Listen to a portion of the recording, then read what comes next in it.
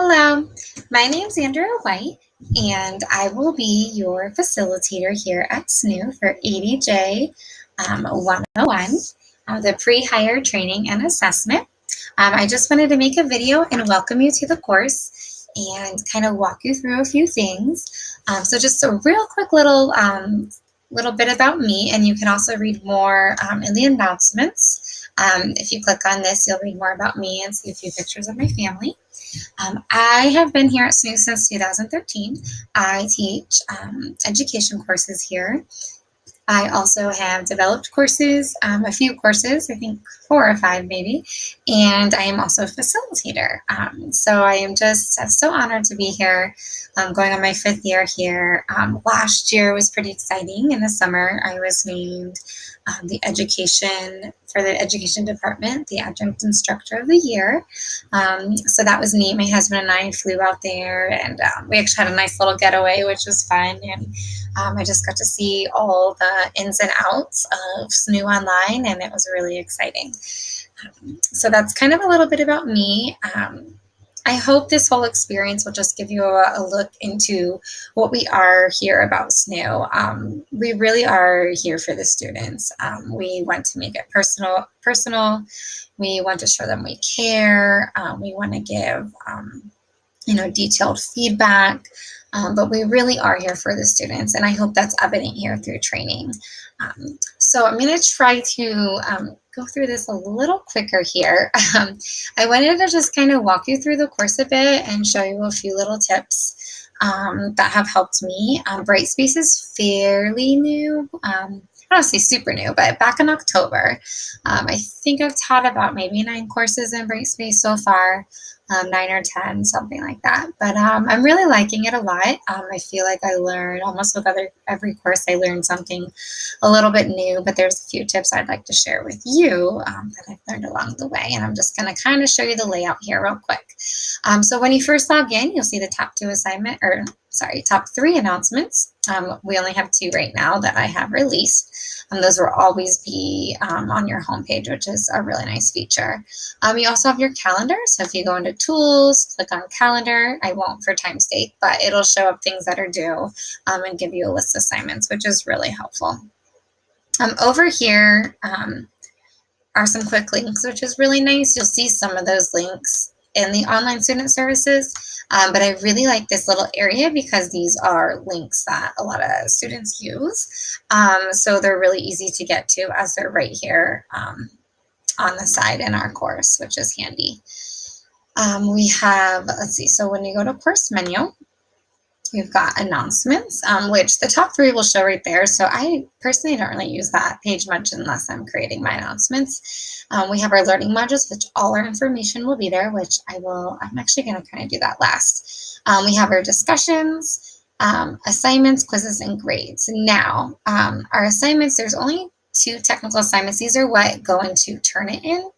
And then all like your discussion boards and your quizzes will be under grades. So I'll actually click on that here for you. When you're ready to see your grades, you'll click on grades and your score will be showing up. It'll say whatever out of 15 or 20. And then you'll be able to see your grade and then the assessment. So any rubric that's with it, if there's one, the discussion boards have a rubric and the 2 assignments have a rubric. So you will be able to click on that. Before I show you one of my little tips, we'll just click on the discussions really quick.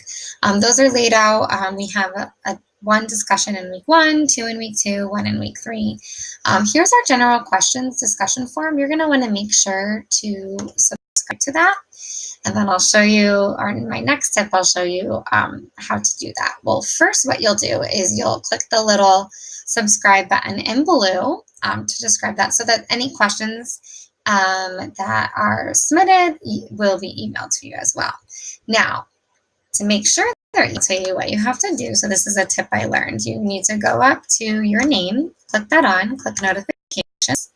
I found this out throughout my first course when I realized I wasn't getting emails in my general just questions. So what you want to make sure. Now, the neat thing is you can register your cell phone number so you can get a text. Now, my email's hooked to my phone, so I don't have mine registered just because my email's on my phone, so I don't need a text as well. So what you have to do first, I sign up for my announcements just so I know I'm sending them out and they're being released, just for safety reason for me, but I recommend my students check those as well. So click on that you want a notification with your announcements. And here is the discussion. So if you click on that, once you subscribe, they'll be sent via email. I also recommend for my students to click on the grades. If you click on this little box right here, then anytime I submit or I grade an item, it'll let you know through email that it's graded. So that's really helpful. All right, the last little tidbit here. So when you go to learning modules, so after you read the announcements, you'll want to go to learning modules, and you're going to start in the introduction module. And that'll actually, I believe, the only thing that'll show up for you. I think your tech points will show up, which those are right here, and I'll talk about those in one of my announcements. But you can take the tech points at any time throughout the 3 weeks. Those are just the technical things, sending an email, discussions, grading, all that. So you'll want to click on the introduction, and everything's basically laid out in our modules. You'll just have to click on the links and, either a video or an article. You'll want to make sure to meet our focus students. Those are the 3 students we'll focus on throughout the training. Now, before week 1's open, you have to take the quiz. So if you click on this quiz, once you get through all the information, once you take that, it'll automatically open up. And you can take that as many times as you want. All right, my last final thing, I know I've been talking for a while. So these are the assignment guidelines and rubrics. I'm going to click on that. So you want to make sure to look over those. These are really helpful throughout. It'll show the rubrics for the discussions and the assignments. So my other little tip I wanted to share is, instead of sorting through, so the only time you'll see these assignment guidelines and rubrics, everything's listed here.